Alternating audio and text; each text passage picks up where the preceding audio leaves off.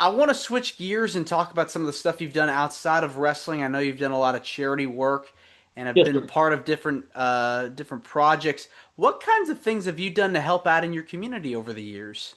Well, man, a lot of people don't know this, but a lot of people do. I'm a minister of the church. So I also go to churches and preach the word and speak to youth councils and stuff. Me and my wife both are big, huge advocates for dogs, for rescues and stuff. Um, and of course, I did a lot of because I'm here in Memphis. I did a lot of work with St. Jude's and the kids. You know what I mean? As of course myself, my character, uh, and I got close to a lot of families. My wife and I got close to a lot of families, and it was a really difficult thing to do, but because some of these kids are really really sick. Hmm. You know what I mean? And there was some tough times for me, man, because we lost some of the kids, and just you know just to be 100% transparent with you, it was heartbreaking. I'm sure it's devastating when you see somebody, especially a kid that young, Oh my that's going God! through something and you're And a lot there. of the times I would take them out to eat, or they would meet me at church. We would go to church service, and my wife and I would take them out to lunch. You know what I mean? And just make their life different that one day. Where they don't have to be in four walls and a roof in a hospital, which is horrible. You know, um, so that was my way of getting them out and talking to them and giving them hope. You know what I mean? And I tell you what, man, it's challenging. It's very very challenging. You know what I mean? Because there's really nothing you can do. They're terminally ill. You know what I mean? And you want to pray to God and you want to say, "Come on, God, do something for them." You know what I mean? Help them. But he has his own plan. So you have to accept fate the way it happens. Was there a particular moment or memory where you're talking to these kids that was just so moving for you, that was very emotional? Is there anything that you can think of? Oh man, listen. As I said, I was born and raised in Brooklyn, New York, rough project area. Back in the day, there was 13 of us. There was 13.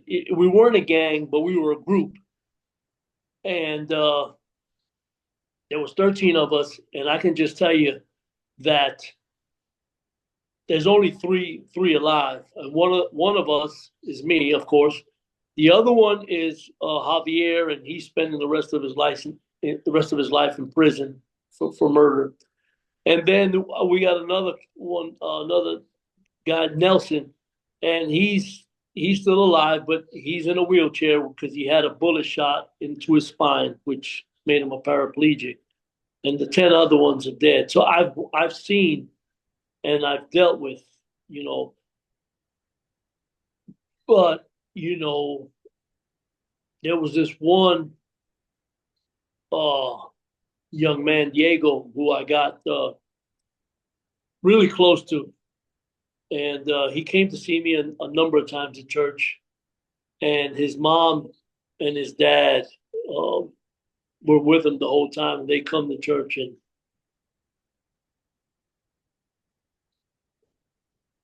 one day we knew he was getting worse, but one day I hadn't seen him in about 2 weeks. My wife and I were so busy working and doing all kinds of stuff, but I hadn't seen him. And so one Sunday, I told my wife, Marsha, I said, "Hey, you know what? I think we need to go see Diego. You know what I mean? And she said, okay. She goes, I'll tell you what, why don't we try to call his parents, and we'll just go down there and, take him some food or whatever." And I said, okay. I'll never forget it. It was a cold November. And St. Jude's is downtown Memphis, and downtown Memphis is the zoo as well. So we called them. We didn't get an answer. So I said, well, tell you what, why don't we go downtown and get something to eat and maybe just walk around in the zoo.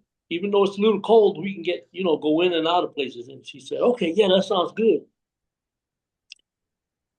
And my wife is so supportive about that. You know what I mean? I love her to death because of that. But we went down and we went to the zoo, and it was cold, man. I remember. So we spent as much time as we possibly could. And on Sundays, Saturday or Sundays, I can get a cheat meal. I'm very strict with my diet, but on Saturday and Sunday, I can have whatever I want. Anyway, we were downtown, and there was a place where they make grass-fed burgers and stuff like that. So she said, "You want to go there?" And I said, "Yeah, let's go there." I'll never forget it. Marshall was sitting across from me, and I had the burger in my hand. And I remember I took a bite, and I'm chewing it, and I got a text. I grabbed the phone out of my pocket, and I'm still chewing. And as I'm looking at this text, it was Diego's father. It was his dad. And he said to me in the text, "Hey, thanks for getting in contact with us. And thank you for all you and your wife has done for us. And just to let you know, Diego's in heaven with our father." And I almost choked on the burger. It was, I just looked at Marsha. Just all I can do was stare at her for a second. Where she was like, "Everything okay? You okay?" And then I just gave her the phone. She was like, "Oh my God." You know what I mean? It just felt, it was an empty, horrible feeling, you know. And I tell Ah, you what, man, that thing that hurt so bad. I told Marsha, I said, "Man, we were heading home," and I said, "I don't know if I can do this anymore." I said, I said, I don't know if I can do it anymore. Of course, whenever I'm asked, "Can you come see this young man? He's hurting you or whatever." Of course, you know what I mean. Do I volunteer to do it? I'm not going to lie. I'm a very, very honest, straight up man. I don't. No, I don't. I try not to volunteer. You know what I mean. If my mom asks me, you know what I mean, my sister, anybody, my wife or whatever, I'll do it. But as far as me trying to, to put myself out there, that thing hurt too bad. You know what I mean? Even telling you now just brought up some, really, really, sorry feelings in me about that. man, it's never good to lose a good friend or someone who you've been working with for a while. And Diego's loss, I'm sure, meant a lot to you. And, those moments that you You know, had spent. yes. And the other thing was, and who knows, maybe this is just a selfish part of me, but I wanted him to be okay. I wanted him to be good. I wanted him to know that what I was telling him, you know,